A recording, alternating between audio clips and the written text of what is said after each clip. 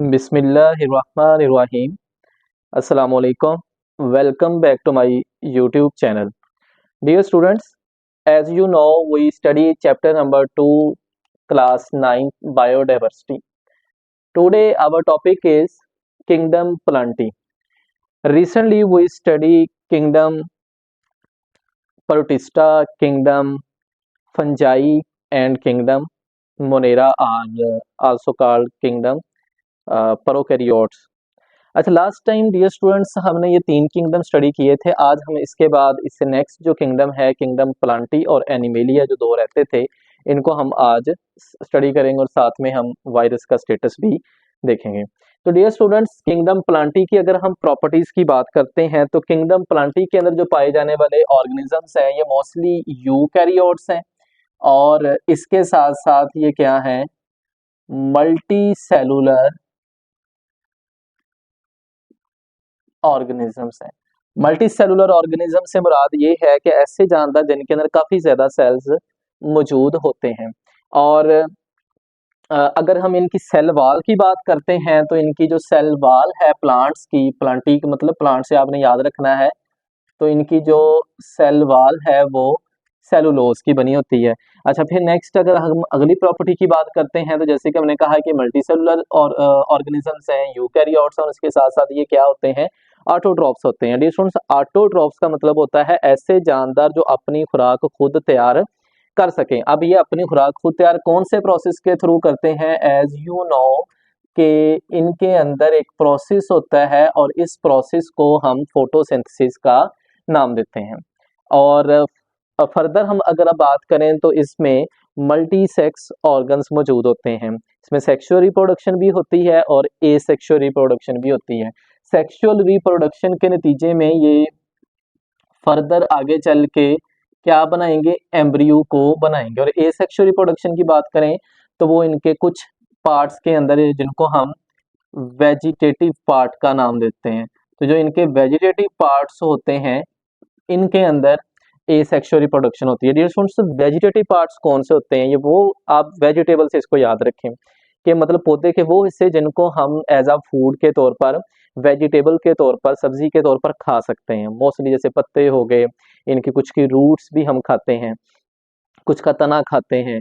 तो ये जो पार्ट्स है ना, यहाँ इन कुछ प्लांट्स, सारों के अंदर नहीं, कुछ प्लांट्स के इन हिस्सों में क्या होती है, एसेक्सुअल रिप्रोडक्शन होती है वेजिटेटिव पार्ट्स के अंदर। अच्छा, अब फर्दर हम अगर इसकी एग्जांपल्स की बात कर लेते हैं, किंगडम प्लांटी में कौन कौन से एग्जांपल्स आ जाती हैं, तो इसमें सारे के सारे हमारे पास मोसिस आ जाएंगे, फिर इसके साथ साथ फर्न्स आ जाएंगे, फिर इसके साथ ही ये कॉनिफर्स आ जाएंगे, और प्लस इसमें हमारे पास, इसको चलिए मैं नीचे लिख देता हूँ, इसमें हमारे पास फ्लावरिंग प्लांट्स आ जाएंगे। अब इनकी डियर स्टूडेंट्स मैं वीडियो में डायग्राम लगा दूंगा इन तीनों की, मोसिस की, फर्न्स की एंड कॉनिफर्स की। फ्लावरिंग प्लांट्स का आपको पता है कि जिनके ऊपर फूल लगते हैं वो सारे प्लांट्स क्या हैं, किंगडम प्लांटी के अंदर आते हैं। नेक्स्ट इसके बाद जो किंगडम प्लांटी के बाद लास्ट हमारे पास किंगडम है, it is kingdom animalia. Animalia से आपने याद रखना है एनिमल्स, वहां से आपने इसको याद करने की कोशिश करनी। अगर इनकी जनरल कुछ प्रॉपर्टीज की बात करें तो दीज आर द यूकैरियोट्स, ये यूकैरियोटिक होते हैं। ये भी इसी तरह से जैसे हमने ऊपर बात की प्लांटी के बारे में, तो ये भी क्या होते हैं, मल्टी सेलुलर ऑर्गेनिजम्स हैं।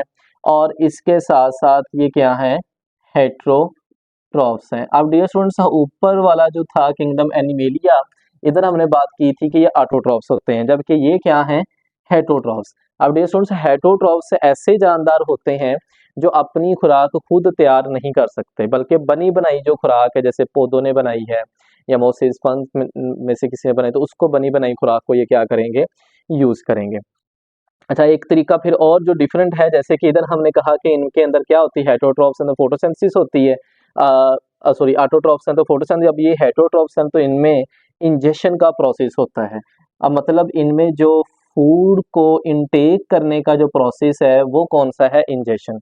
ये चीज़ों को निगल के या खा के क्या लेके जाते हैं, अपनी बॉडी के अंदर लेके जाते हैं। अब एनिमल्स के अंदर हम भी आ जाते हैं, तो हम भी इंजेस्ट करते हैं चीज़ों को, ये मुंह के जरिए खाते हैं लुकमा बना के। इस तरह से जो दूसरे जानदार हैं वो चारा खाते हैं, वो भी, इसको भी हम इंजेक्शन का ही नाम देंगे। अगर हम डियर स्टूडेंट्स इसकी एग्जाम्पल की बात करते हैं तो इसमें ऑलमोस्ट जितने भी वर्टिब्रेट्स हैं वो सारे आ जाएंगे, प्लस इसके अंदर इनवर्टिब्रेट्स भी आ जाएंगे जो कि एनिमल्स होते हैं। तो ये इनकी किंगडम एनिमेलिया की हमारे पास एग्जाम्पल है। यहाँ तक हमारे पास ये जो 5 किंगडम थे, ये 3 डोमेन्स डोमेन यूकैरिया को हम देख रहे थे। तो डोमेन यूकैरिया के अंदर 4 हमारे पास फर्दर जो हैं वो किंगडम आते हैं, जिनमें से 2 हमने पिछले लेक्चर में देखे और 2 हमने इस लेक्चर में देख लिए। अब नेक्स्ट जी हमारे पास टॉपिक है status of virus in classification. अब ये जो वायरस है इसको कौन से किंगडम में रखा जाता है या इसको कौन सी डोमेन में रखा जाता है। हमने कहा कि 3 डोमेन्स हैं, यूकैरिया, आर्किया और बैक्टीरिया। तो वायरस को हम कौन सी डोमेन में रखेंगे, तो इसको हम किसी भी डोमेन में नहीं रखते, ना ही इसको किसी क्लासिफिकेशन सिस्टम के अंदर हम इंक्लूड करेंगे। अब क्यों नहीं करते, उसकी एक वजह है, क्योंकि ये बॉर्डर लाइन के ऊपर है किसके दरमियान, non living and living organisms में। ये बिल्कुल बॉर्डर लाइन के ऊपर होते हैं। फर्ज करें कि ये वाली साइड हमारे पास लिविंग ऑर्गेनिज्म है, ये क्या है, नॉन लिविंग है। अब ये जो वायरस है ना वो यहाँ पर करके मौजूद है। आप इस तरह से इसको कह सकते हैं कि आदि की प्रॉपर्टीज जो है वो इसके अंदर नॉन लिविंग ऑर्गेनिजम्स वाली है और आदि की प्रॉपर्टीज इसके अंदर लिविंग ऑर्गेनिज्म है। नॉन लिविंग से मुराद होता है बेजान चीज, जबकि लिविंग वाली क्या होती है, जिसके अंदर जिंदगी मौजूद होती है, सेल्स पर मुश्तमिल होती है। अब इसको सपोर्ट करने के लिए मैंने इधर कुछ 3-4 पॉइंट्स लिखे हैं, इसको भी हम साथ इसके डिस्कस कर लेते हैं। अब सबसे पहले जो वायरस होते हैं ना, these are the acellular particles. अब ए सेलुलर का मतलब क्या होता है, जिसमें सेल मौजूद नहीं होता। अब जिसमें सेल मौजूद नहीं होता तो उसको हम लिविंग तो नहीं फिर कहेंगे, क्योंकि हमने तो कहा कि लिविंग ऑर्गेनिज्म का वजूद ही नहीं है या तसव्वुर ही नहीं है सेल के बगैर। तो अब ये क्या है, इसके अंदर तो सेल ही नहीं है, तो इसका मतलब फिर ये कौन सी कैटेगरी में आ गए, नॉन लिविंग वाली कैटेगरी में आ गए। अच्छा, लेकिन अगली ही हम बात करें, अगली ही इसकी प्रॉपर्टी की बात करें तो इसमें न्यूक्लिक एसिड होता है। अब न्यूक्लिक एसिड आपको पता है कि ये क्या बनाता है, एक तो ये आरएनए को बनाएगा, दूसरा ये क्या बनाता है, डीएनए वगैरह को बनाता है, फिर आरएनए और डीएनए फिर फर्दर आगे प्रोटीन वगैरह बनाते हैं। अब इस प्रॉपर्टी को अगर देखा जाए तो ये तो सिर्फ लिविंग ऑर्गेनिजम्स में होती है, नॉन लिविंग में तो होती नहीं। नॉन लिविंग तो कोई आरएनए या डीएनए नहीं बनाते। तो अब ये समझ लें कि एक प्रॉपर्टी इसमें लिविंग वाली है, नॉन लिविंग वाली है और एक इसमें लिविंग ऑर्गेनिजम्स वाली है। तो अब ये इधर फंसे हुए हैं, ये ना पूरी तरह से लिविंग ऑर्गेनिज्म वाली कैटेगरी में आते हैं, ना ही पूरी तरह से ये नॉन लिविंग वाली कैटेगरी पे आते हैं। तो इसलिए इनको हमने किसी भी साइड पे या किसी भी क्लासिफिकेशन सिस्टम में इंक्लूड नहीं किया। तो इधर लास्ट पॉइंट भी हमारा यही है कि not included in any classification system. इसी वजह से हमने इसको किसी भी क्लासिफिकेशन सिस्टम में इंक्लूड नहीं किया। अब डियर स्टूडेंट्स, अगर हम इसकी कुछ एग्जांपल भी चले, मैं इधर साथ ही इसके मेंशन कर देता हूं। इसको मैं चलें ग्रीन कलर से लिख रहा हूं यहाँ पे। अब इसमें अगर हम वायरसेस की बात करें, अच्छा, अब कुछ वायरसेस ऐसे होते हैं जो कि बैक्टीरिया के ऊपर अटैक करते हैं और कुछ वायरसेस ऐसे होते हैं जो एनिमल्स या ह्यूमंस के ऊपर अटैक करते हैं। तो दोनों की मैं एग्जांपल लिख रहा हूँ। पहले नंबर पे मैं एग्जांपल लिख रहा हूँ बैक्टीरिया के अंदर जो है होते हैं। इसकी एग्जांपल हमारे पास आ जाएगी बैक्टीरियोफेज। ये हमारे पास वो वायरस है जो कि बैक्टीरिया के ऊपर अटैक, आपने बैक्टीरिया से याद रखना, बैक्टीरियोफेज मतलब ऐसा वायरस जो बैक्टीरिया के ऊपर अटैक करे। अच्छा, फिर दूसरी एग्जांपल हमारे पास है इन्फ्लुएंजा वायरस की। अब अगर हम इन्फ्लुएंजा वायरस की बात करें तो ये वही वायरस है जो हमें फ्लू लगाता है। अब इन्फ्लुएंजा वायरस का ही अटैक होता है तो हमें क्या हो जाता है, फ्लू जुकाम जिसे हम कहते हैं वो हमें हो जाएगा। तो दोनों एग्जाम्पल मैंने बात, इसकी मैं तस्वीर भी लगा दूंगा वीडियो में, वहां से भी आप इसके डायग्राम वाइज भी इसको देख सकते हैं। अच्छा, नेक्स्ट डियर स्टूडेंट्स, हमारे पास फिर 2 और कैटेगरीज कुछ आ जाती हैं जो वायरस की तरह की ही होती हैं। इनका एक का नाम है प्रायोन्स और दूसरी हमारे पास है जी वायरॉइड्स।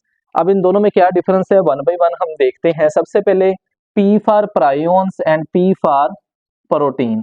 अब जो प्रायोन्स हैं ये प्रोटीन कंपोजिशन होती है इनकी, मतलब क्या है इसका कि ये प्रोटीन से मिलकर बने होते हैं, जबकि वायरॉइड्स जो हैं ये किस चीज से मिलकर बने होते हैं, ये सर्कुलर आरएनए से मिलकर बने होते हैं। ये पहला डिफरेंस हो गया इन दोनों में। अच्छा, फिर जो दूसरा है वो डिफरेंस तो नहीं है, वो दोनों के अंदर सेम है। दोनों ही क्या करते हैं, इन्फेक्शियस डिजीजेस काज करते हैं। ये क्या करेगा, इन्फेक्शियस डिजीजेस काज करेगा, और इसी तरह से सेम ये भी क्या करेगा, इन्फेक्शियस डिजीजेस ही काज करेंगे।